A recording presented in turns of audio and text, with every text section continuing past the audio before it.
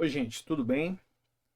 Então, vamos agora para a nossa aula 9 aí, do nosso curso aí de Física Computacional, e eu vou falar para vocês, da questão de autovalores, autovetores, e vou depois no final aí falar um pouco sobre essa coisa de como trabalhar com matrizes esparsas, tá bom, gente?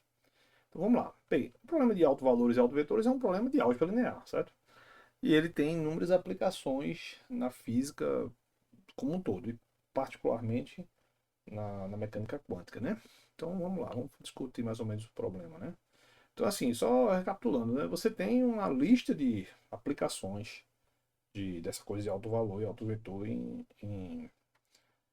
mecânica quântica, né? Mecânica clássica, um monte. Por exemplo, eu até passei um dos exercícios que eu passei para vocês, versa sobre isso.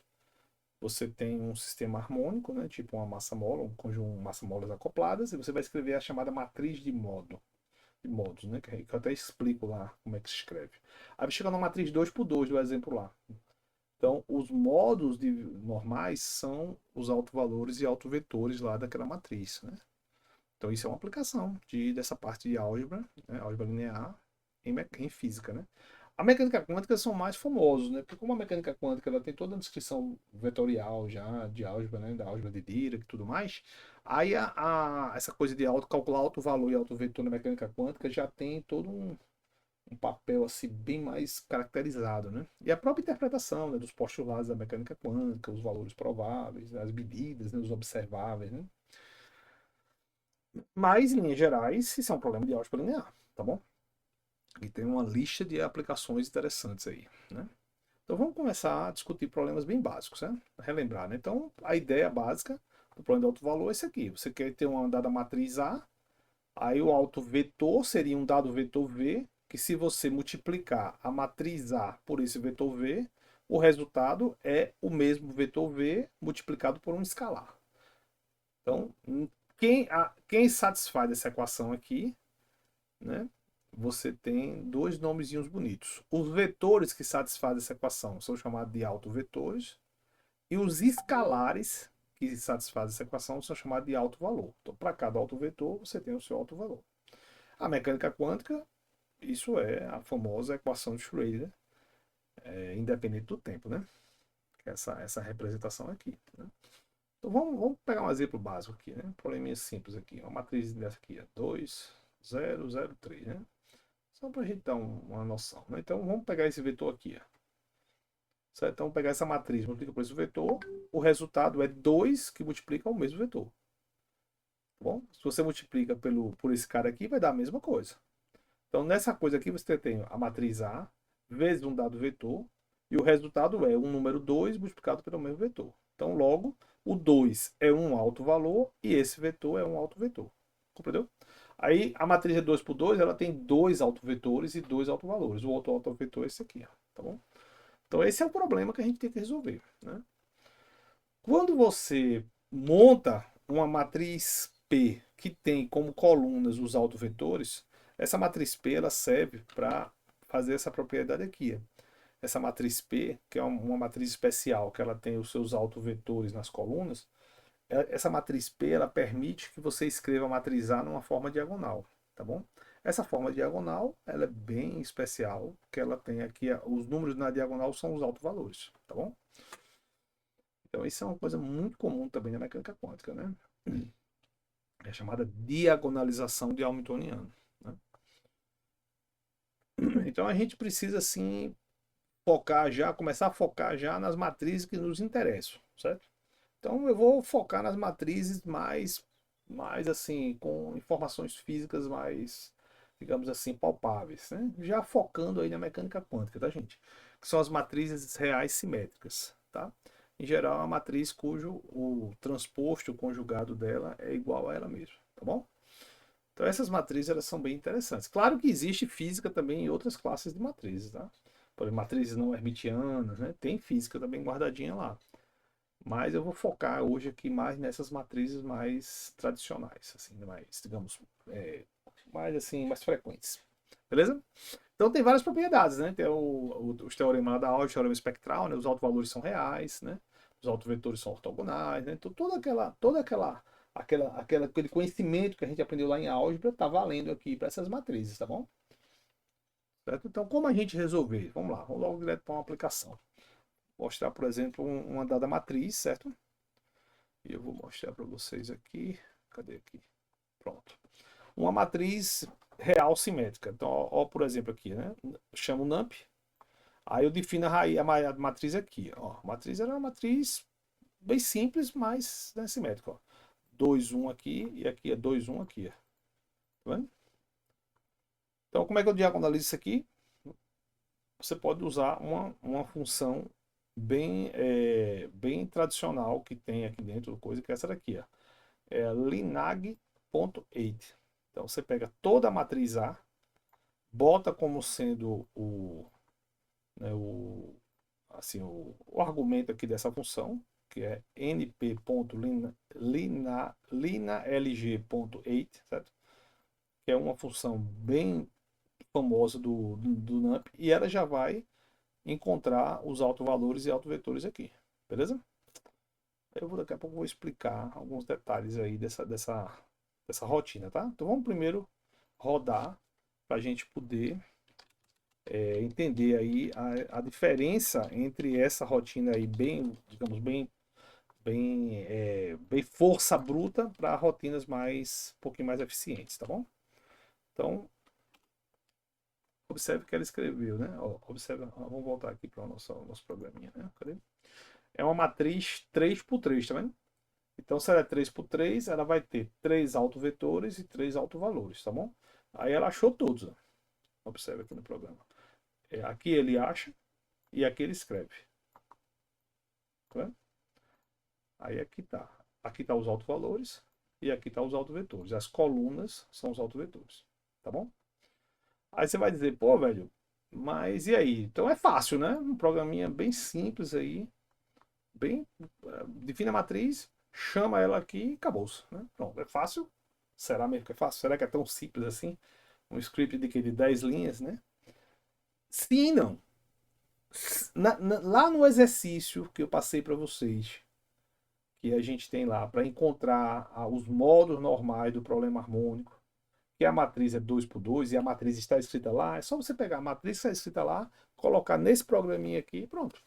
E resolve. Então, para matrizes pequenas, 2 por 2, 3 por 3, 4 por 4, 10 por 10, esse script aqui é uma super ferramenta. Define a matriz e chama essa função, ela resolve tudo. E já chama, ó, ela já é bem autovalores, vírgula, autovetores, ela já vai fazer a solução, já vai guardar aqui os autovalores, os escalares, e aqui os autovetores. Então, isso daqui é um vetor com 3 números, 3 posições, e isso daqui é uma matriz. Uma matriz com 3 colunas, no caso aqui, 3 colunas, que são os autovetores, tá bom? Então, para aquele problema que está lá, o primeiro exercício que eu passei para vocês, que eu peço para diagonalizar, essa função aqui, ela é extremamente funcional, tá bom? A questão toda, minha gente, é que nem todo problema vai ter uma matriz simples dessa, 3 por 3 ou 2 por 2 ou 4 por 4. Você pode ter problemas onde você tenha matrizes maiores, entendeu? E aí, nem sempre essa função vai ser usada com a mesma, digamos, facilidade, né? E o Python mesmo, gente, o Python ele não é uma linguagem das mais rápidas, como é o C, e como é o Fortran, tá? O Python puro, ele tem alguns gargalos. Então, eu já expliquei para vocês. Então, às vezes, o uso da vetorização, o uso de algumas especificidades do Python acelera o processo, tá bom? Ó, para quem é usuário do Fortran, Lapack, Fortran, Lapack, C, essas coisas, essa Ditacuja aqui, ela tem dentro dela aqui um monte de ferramentas. E boa parte delas são baseadas no Lapack, tá? Então, ela está meio que fazendo o que o nosso velho Lapack faz lá no Fortran C. A diferença é com essa interface mais amigável, né? Tá bom? Então, a priori, para uma matriz simples, como aquela que eu passei no exercício para vocês, é só pegar esse programa aqui. Só pegar esse bloco aqui e você diagonaliza, tá bom? Agora, é como eu expliquei, nem toda matriz vai ter 2 por 2 ou 4 por 4 ou 3 por 3. Tem matriz que vai ter 200 por 200, 500 por 500, entendeu? Então, esse método, ele tradicionalmente tem um custo da ordem n ao cubo. onde n é o tamanho da matriz. Então, se você bota n igual a 100, ele é razoavelmente rápido. Você bota 10.000, bicho, já começa a precisar de uma máquina excelente, uma máquina assim, com muita memória, com um processador mais parrudo, né? E N assim, 1 milhão é impossível, impossível. Ninguém vai abrir uma matriz, ninguém vai escrever um código com um array direto, 1 milhão por 1 milhão. É muito difícil. Isso aí é, tipo, é coisa muito complexa, tá bom? Então, esse é o gargalo desse tipo de método. Ele é bom para sistemas pequenos, para aqueles probleminha de tipo de exercício básico. Para um problema mais de pesquisa, ele não é a melhor estratégia, tá bom? Aí muitas vezes você tem que conhecer o problema. E lá, digamos assim, ó, tal problema, por exemplo, tem uma matriz tridiagonal. Tal problema tem uma matriz que é chamada de espaça, que é uma matriz que tem alguns pontos não nulos e o resto é tudo zero. Então você tem que começar e digamos assim, se aproveitando dessas especificidades de cada matriz, de cada problema físico, entendeu? Não dá para usar uma ferramenta padrão, tipo, eu sempre vou usar a chave inglesa. Não dá. Às vezes você tem que mudar a chave. Né? Às vezes, tá ligado, né? Que eu falei na aula que a chave inglesa, né, gente? É uma ferramenta, viu? Acho que quem não assiste minhas aulas no presencial, às vezes eu explico isso, né? A chave inglesa é uma chave bem específica que ela é ajustável, né? Ela se adapta lá a vários parafusos. Mas nem sempre é a melhor solução, é só um análogo, viu, que eu estou fazendo com ferramentas, tá bom, gente? Mas é isso, então assim, esse método que a gente acabou de usar é um método meio geral. Ele serve para, entre aspas, gregos e troianos. Qual é o problema dele? É que ele é lento. Então aí o cara tem que agora começar a aprender umas maneiras mais, digamos, palatáveis e mais rápidas de calcular o problema. Tá? Então a gente precisa ir analisando cada problema específico. Vocês lembram lá dos problemas que a gente fez de diferença finita, por exemplo, dos problemas, vários problemas que a gente mexeu, Crank-Nixon, não sei o quê. Quase todos chegavam numa matriz tridiagonal, tá lembrado? A matriz tridiagonal, a matriz com essa cara assim, a matriz que tinha a diagonal principal, tinha uma super diagonal e uma subdiagonal, o resto tudo zero. E vários problemas chegou nisso. A gente fez vários problemas aí que a parte da derivada, né, que é o Laplaciano, né, chegou nessa forma de matriz. Certo? O próprio modelo de Anderson unidimensional, ele tinha uma matriz que é assim também. Então, as matrizes tridiagonais são matrizes que aparecem muito com uma certa frequência, né? Então, como resolver elas? Aí tem algumas formas de a gente resolver elas, certo? Uma das maneiras é essa daqui, ó. Então, você vai que, ó, vamos voltar para cá. Então, digamos o problema que essa matriz aqui seja a matriz ou de um Laplaciano desse ou de um modelo de Anderson. De algum problema físico cuja matriz seja assim. Então você tem uma diagonal principal, tem uma diagonal acima da principal, que em geral chamam de super diagonal, ou primeira diagonal secundária também, e tem uma diagonal abaixo aqui da diagonal principal, que a galera chama de subdiagonal ou primeira diagonal secundária inferior, né? Aí cada um dá um nomezinho, certo? Mas vocês entenderam, né? Três vetores, esse vetor aqui, esse daqui e esse daqui. Nessa matriz aqui, ela tem que a diagonal superior e a inferior são idênticas, tá bom? Então a gente pode montar ela aqui, por exemplo, tá um problema n igual a 100. Aí eu digo, ó, diagonal principal, eu chamei de diag, eu estou usando NUMP, né? Então, ó, todo mundo 2, tá vendo aqui? Aí, a sub e super diagonal, todo mundo 1. Como são iguais, eu chamei de off diag. Tá? Aí agora eu vou fazer a seguinte coisa, eu vou construir a matriz assim, a matriz, ela vai ser essa diagonal, essa daqui a subdiagonal e aqui a diagonal inferior. Eu já estou meio que construindo uma matriz, certo? Né? Uma matriz meio que, vamos dizer ainda, meio grandona, né? Aí eu chego aqui, eu digo alto valor e alto vetor igual àquela mesma função.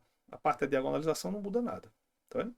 E aqui eu estou escrevendo os 10 primeiros autovalores. Entendeu? Então vamos lá, né? Então vamos para outra coisa aqui, que é esse outro programinha aqui, tá bom? Então começa. Aqui, né? Aí ele vai resolver razoavelmente rápido, resolveu e achou os 10 primeiros autovalores, tá bom? Tranquilo? Beleza. Então vamos agora começar a dificultar um pouquinho, né? Então, vamos agora pensar num problema bidimensional. Um sistema gigante. Tipo o modelo de Anderson bidimensional. Modelo de Anderson 2D, por exemplo. Então, que é um modelo de um elétron passeando lá numa malha 2D. Então, você vai ter uma malha aqui, bota a malha 1000 por 1000, são 10 a sexta, velho. Entendeu? Se tem 10 a sexta átomos ali, né? É muita coisa, velho. Entendeu? É número demais, bicho. Entendeu? É número assim absurdamente. Veja, se a matriz tem 10 a sexta por 10 a sexta, bicho, é uma quantidade de elementos absurda, muito grande. Então não tem como você fazer esse tipo de cálculo aqui, né? Aí a gente começa a ter problema. Aí, velho, que você começa a ter que se preocupar com essa coisa da matriz, ver qual é a matriz que você está falando. Por exemplo, no caso da matriz tridiagonal, que é essa matriz aí que é muito frequente, você só tem, digamos que a matriz tenha 10 a 20 por 10 a 20. É muito elemento, né? Certo? A matriz ela vai ser 10 a 20, 10 a 20. Mas se você só tem mesmo não nulo, os elementos que estão na diagonal e nas duas subdiagonais. Você não tem, tem muitos números, mas não tem 10 a 20 ao quadrado números não nulos. Você não tem. Certo? Então isso é uma matriz esparsa. É uma matriz onde você tem uma macroscópica parte dela nula e só um cabelinho não nulo. Entendeu? Então, como resolver, como trabalhar com essas matrizes em Python, né? Então tem uma maneira bem especial, tá? Veja bem, essa maneira que eu vou falar ali, aqui, ela tem inúmeras maneiras de trabalhar essa matriz de uma maneira esparsa, né? Como eu disse, não vale a pena você escrever a matriz só a parte não nula dela e usar um método tradicional desses métodos que é o método QR ou o método de Laplace, por exemplo, que são métodos todos baseados no QR, que são métodos assim, para matriz cheia. Você tem que usar um método efetivo. Entendeu? Um dos métodos mais interessantes é o método de Lanczos. Tá? Bem, quem não sabe o que é o método de Lanczos, eu tenho algumas notas de aula, tenho alguns vídeos aí sobre o método de Lanczos em especial, descrevendo a parte matemática, a parte de Kirchhoff, tudo fazendo toda a descrição matemática, certo? Quem quiser aprender, vai lá dar uma assistidinha. Mas basicamente é um método efetivo, onde você vai pegar toda a sua matrizona e vai reescrever ela de uma forma mais simples. Essa forma mais simples, num consórcio assim, você mapeia ela no outro subespaço efetivo, você consegue a partir disso resolver encontrar alguns autovalores e alguns autovetores. Tá bom? Então essa é a ideia. Você vai pegar a matrizona, faz um processo recursivo, chega numa matriz, entre aspas, menor e consegue calcular autovalores e autovetores ali, alguns numa dada região do espectro. Tá bom? Existem outros, existe o método da interação inversa, que eu também já tenho um vídeo sobre isso, entendeu? Existe o método de Arnold, que é meio parecido também. Então tem vários métodos, tá? Aqui eu vou usar mais a ideia do Lanczos, tá? Então veja bem, qual é a ideia? Vou fazer aqui para vocês verem aqui, por exemplo. Ó, então eu vou pegar uma matriz, aquela mesma matriz de diagonal, 1000 por 1000, tá? Aí eu defino a diagonal, defino a tridiagonal, tá vendo? Aí eu vou agora guardar essa matriz A de uma maneira um pouquinho diferente. Eu vou guardar ela da maneira que eu vou explicar daqui a pouco, a maneira CSR, que é isso aqui, ó. Você cria a matriz assim, ó. A é igual a diags, aí ele tem essa função aqui importada do SIPE. Aí veja, aí aqui observe que eu estou, além do NumPy, eu estou importando esse protocolo SIPE Space. Tá? Que isso daqui é um protocolo muito importante do Python. Aí lembrando, viu, gente, você tem que ter o SIPE instalado. Além do NumPy, você tem que instalar o SIPE. Tá? Quem usa Linux faz isso pelo pipe. Tá legal? Mas essa biblioteca, esse SIPE, é como lembra que eu falei que o Python é uma caixa de ferramentas que eu falo toda vez. É a mesma coisa. Você tem o NumPy e tem uma outra caixa de ferramentas de álgebra linear que é mais específica, mais especializada, que é o SIPE. E ela é muito, muito potencial, assim, muito forte, muito coisa. Bicho, eu comprei uns 4 livros sobre o SIPE. Tem muita coisa, velho. Muita coisa, entendeu? Então é um manancial imenso de métodos e de coisas, entendeu? Que alguns deles incorporam o chamado Scala Pack, que chama, né? Que é como se fosse um LAPACK paralelo e já pronto para matriz esparsa, né? Acho que é Scala Pack, né? E tem também o ARPAC, que são algumas variantes lá do LAPACK, já próprio para matrizes mais especiais, né? Tá bom? Então o SIPE tem vários métodos, entre eles esses que eu falei, beleza? Então vamos lá, então vamos aprender a usar, né? Então a gente tem essas duas aqui, então o SIPE Sparse, esse diags e tem um Sparse, esse EIG, EIG-SH, tá bom? Então vamos lá, então primeiro você define a matriz A nessa característica de matriz esparsa. Como é que você vai fazer? Você vai guardar só as três colunas. A off-diag, que é a diagonal inferior, a diag e a off-diag, que é a diagonal superior. Então, você transforma essa matriz grandona como se fosse em três colunas, três listas. Como se fosse uma matriz retangular, tá bom? Então, esse A, ele tem um caráter de matriz retangular, tá bom? E esse formato aqui é um formato que o Python usa já para fazer digamos, essa associação. Esse é uma matriz de diagonal. Aí ele sabe, olha, essa primeira coluna aqui, que é, digamos aqui, o off-diag, é, na verdade, a primeira a subdiagonal inferior da matriz tridiagonal, entendeu? Aí isso esse offset diz qual é a posição, ó. -1, 0 e 1. Onde o 0 é a diagonal, -1 é a primeira para baixo e mais 1 é a primeira para cima, entendeu? Então, -1 indica que é a primeira subdiagonal inferior e mais 1 indica que é a primeira superdiagonal, lá, né, que é a superior, né? Beleza? Então, esse cara aqui constrói uma matriz que já é uma matriz que só tem aquele bloco das três diagonais. Aí, meu amigo, é só chamar agora esse EIGSH, e aí você pode dizer o seguinte: eu quero calcular os autovalores e autovetores dessa bicha aqui, mas eu só quero 5 e quero os menores. Isso aqui quer dizer do menor valor. Então ele vai lá na matriz, procura os 5 menores autovalores e escreve. Entendeu? Então isso daqui, esse programinha besta aqui, já é um programinha simples, mas que já tem uma potencialidade muito grande de você fazer sistemas tridiagonais bem maiores, entendeu? Então deixa eu dar só uma resolvidinha aqui para vocês verem aqui.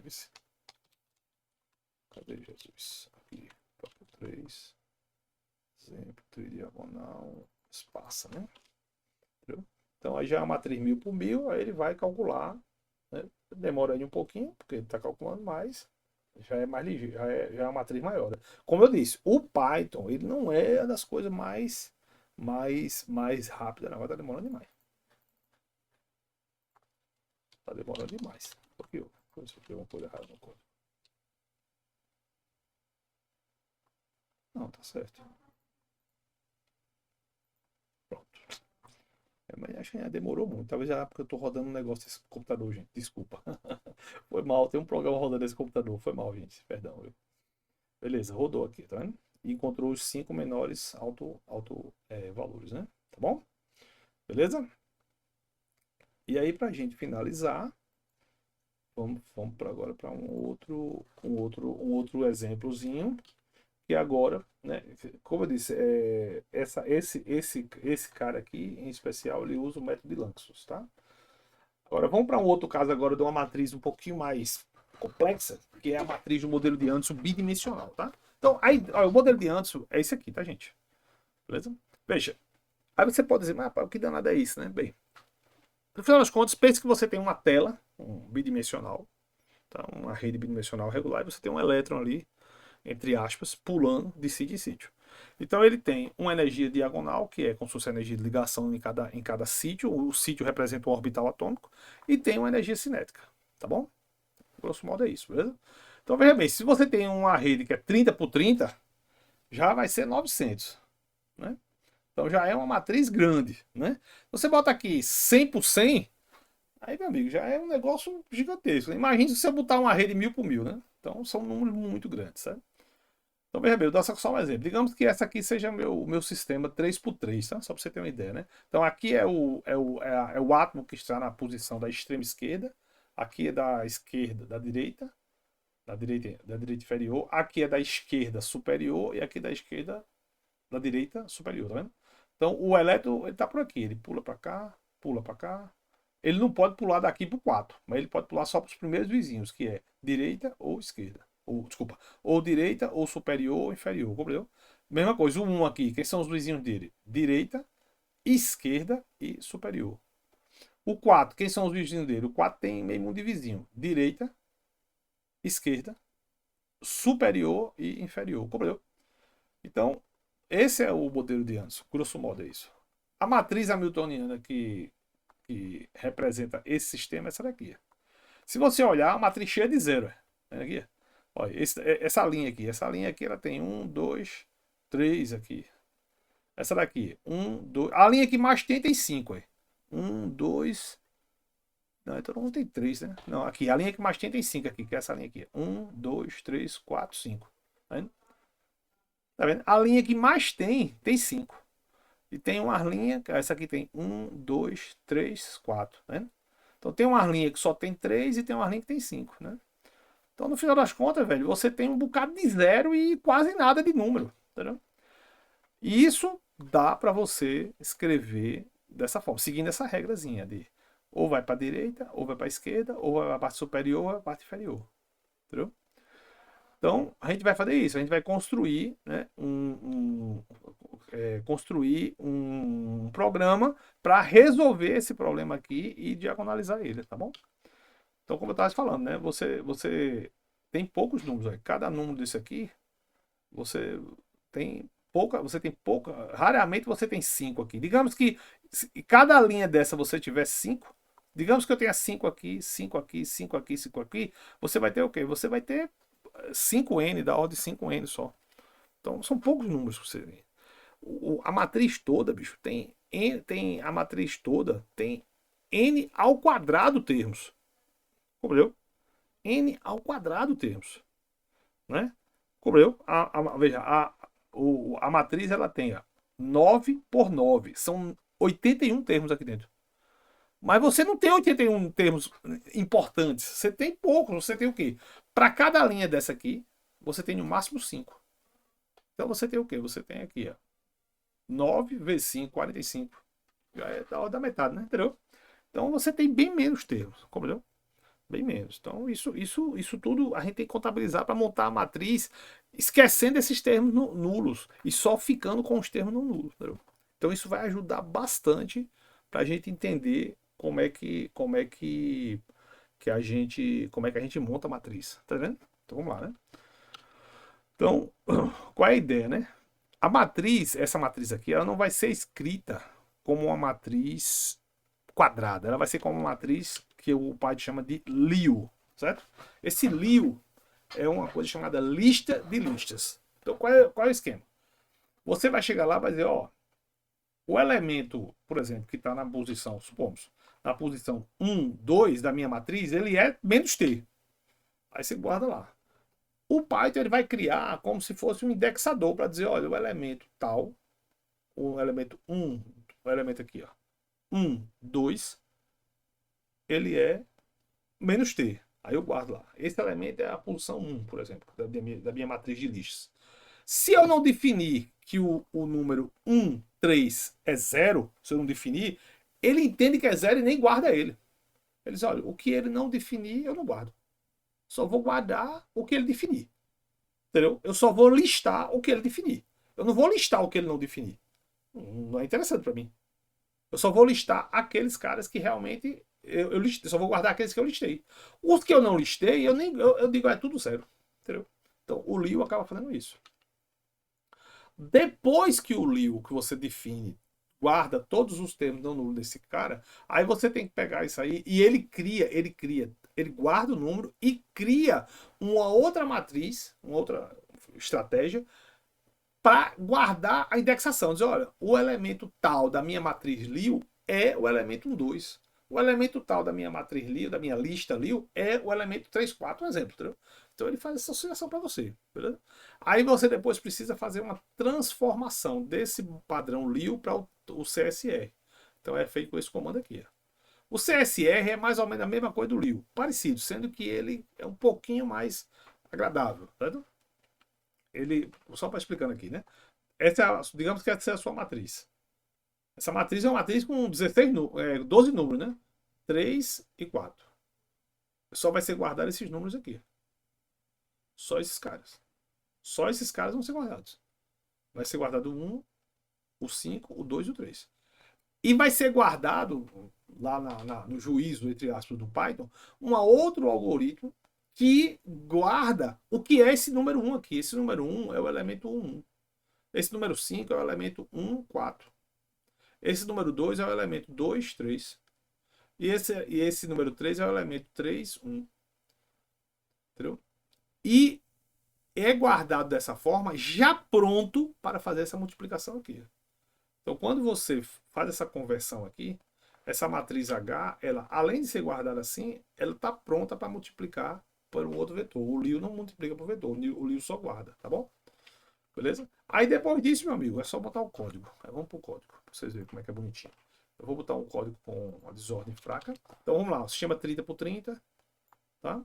Aí primeiro define a matriz essa matriz aqui, ó, tá? Então faço o loop. Esse é o esquema para poder você dizer quais são os caras que, né, que tem, ó, certo? Beleza? Então para cada x ele vai fazer esse carinha aqui. Aí ele diz o seguinte, ó, vamos lá. Toda diagonal vai ter alguma coisa. Ó, isso é só para você explicando. Veja, eu tô transformando um sistema bidimensional, que é um sistema em x e y, que são os pontos da rede, num sistema unidimensional. Então, eu estou criando um número inteiro que guarda tanto a posição em x quanto a posição em y. Tá bom? Beleza? Isso é para guardar o quê? Isso é para poder eu saber aqui, ó. Esse elemento aqui é o elemento 1. Quem é o elemento 1? É você botar, por exemplo, x igual a 0 e y igual a 0. É o ponto 00, entendeu? E assim vai. Então, eu guardei toda a diagonal. Então, a diagonal vai ser o número de termos no meio, né? Já nos outros, é só aquela questão dos vizinhos, ó. Eu preciso ter o quê? Eu tenho o seguinte, quando o x for menor do que a borda, né? Porque é onde você tem vizinho, o j é o quê? O j é x mais 1, y mais l. Esse cara aqui é o cara que seria o vizinho da direita. Entendeu? Aí eu venho aqui, ó, hij igual a menos t, hji igual a menos t. O vizinho de cima é a mesma coisa, sendo com y mais 1. E aí pronto. Então isso daqui basicamente escreve a questão dos vizinhos, né? Aí agora escrevi a matriz. Observe que eu tenho um loop aqui, ó. Tem um loop aqui. E esse loop morre aqui, tá bom? Escrevi a matriz. Escrevi a matriz no formato Lio. Aí converto ela para H. Converti para H, para CSR. Com esse comando. Aí chama aquele eix. Chama o eix. H, K igual a 4 e dou um sigma aqui. Aí eu escrevo os autovalores. E agora eu vou fazer um truquezinho aqui, gente, para poder visualizar o pacote. Aí eu vou fazer o seguinte esquema. Chamo o matplot, né? Aí eu digo o seguinte, olha. Os vetores, cadê aqui? Os vetores, eles estão guardados no vex, tá bom? Aí eu pego aqui o primeiro autovetor. Pego o primeiro autovetor. Esse autovetor, obviamente, ele está numa linha, né? Ele está numa linha. Eu organizei isso como sendo listas. Eu preciso transformar isso numa coisa tipo um plano, tá? Então eu vou pegar esse cara, eu vou transformar num plano. Esse cara faz isso para mim. Esse comando aqui, ele vai pegar esse cara aqui, que é um vetor que vai ter L ao quadrado componentes, e vai transformar em um plano L por L, tá bom? Aí depois que eu faço isso, basicamente eu chamo aqueles comandos do imshow que faz aquela curva de superfície, né? Então esse cara aqui já é tipo uma matriz. Aí é uma matriz 2D. Que é essa conversão de um vetor que está organizado em uma linha, com L ao quadrado, para um vetor que está organizado no plano com L por L. Tá bom? Aí pronto, chamo o imshow, que é aquele que projeta o pacote no solo. E aqui eu boto um negócio para uma barra de cores, né? E olha como é que fica bonitinho, gente. Deixa eu ver se vai rodar, viu? Deixa eu ver se vai rodar. Estou rodando um negócio dessa máquina, mas eu acho que roda. É 30 por 30 só. Pronto, ó. Observe que o estado está razoavelmente espalhado, né? Entendeu? Razoavelmente espalhado, né? Por quê? Porque eu botei a desordem. Cadê o programa, Jesus? Tá aqui. Botei o programa. Botei a desordem fraca. Agora eu vou botar uma desordem mais intensa. Você vê o que acontece. Ela mais intensa. Aí você vai ver que vai dar um negócio bem interessante. Ó. Observe que o 0 é essa cor azul marinho, tá vendo?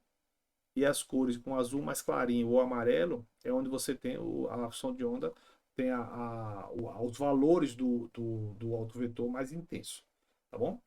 Aí, ó, observa que está apenas numa dada região aqui, né? Aqui é tudo zero e a onda está numa região.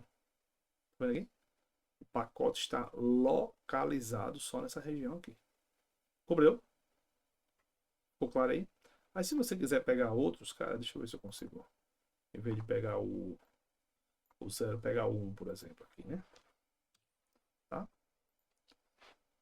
Observe também, gente, que eu, além de eu transformar ele com uma malha, eu tomei o módulo ao quadrado, tá bom? Beleza? Então, deixa eu dar uma rodada aqui. Tá, continua localizado só aqui, tá vendo? Tá vendo? Deixa eu ver agora se eu consigo pegar mais um. Vou fazer o seguinte, ao invés de achar só 4, eu vou achar mais um, vou achar uns 10. Beleza? Vou achar uns 10, né? Tá. Ah, esqueci de descrever, né? Ó, vamos lá. Esse cara aqui é a região alvo onde você quer calcular. Esqueci também de descrever isso, tá? Isso aqui é a região alvo. O Ext ele tem essa propriedade. Ele tem a matriz, o número de autovalores, ou autovetores, e aqui você tem o ponto onde você calcular. Então, por exemplo, se eu quiser botar aqui 3, vamos ver o que acontece quando eu boto 3, né? Tá? Vamos ver o que acontece. Ó, ele achou, ó, ele achou os caras lá perto de 3, tá vendo? Tá vendo aí? Percebeu? Aí vamos botar aqui 4. Aí eu vou fazer o seguinte coisa agora com vocês. Eu vou botar 4 e vou botar a desordem não tão forte. Vou botar aqui 3, tá bom? Vamos ver o que acontece. Ó, veja que ele já achou também 4, né? Tá vendo? Você tá vendo aqui? Energia 4, né? Alto valores de energia 4, né? E ele continua localizado, né? Mesmo para desordem fraca, né? Vamos botar a desordem bem mais fraca aqui. Aí ver o que acontece. Vamos lá, vamos rodar. Ó, melhorou um cabelinho, né? Ele já espalhou um pouquinho mais, né? Espalhou um pouquinho, né? Beleza? Mas vamos fazer o seguinte, vamos botar mais desordem mais fraca, né? Aí a onda se propaga mais, né? Mas vamos fazer um outro experimento aqui. Vamos botar esse cara um pouquinho mais afastado. 4,5, tá? 4,5. Ó. Ele não achou. Ele não achou nada, ele não achou nada em 4,5. Achou só em 4. Né? Mas é isso. Aí você começa a perceber alguns detalhes que para desordem, cadê aqui? Para desordem não tão forte, tá aqui 2. Desordem fraca. Cadê? Oxente, me perdi, foi? Aqui. Ó. Observe aqui, né? Veja que interessante. Veja que aí é um pouquinho de física da minha área, né? Botei uma desordem fraca e busquei a energia lá para a energia alta. Tá vendo?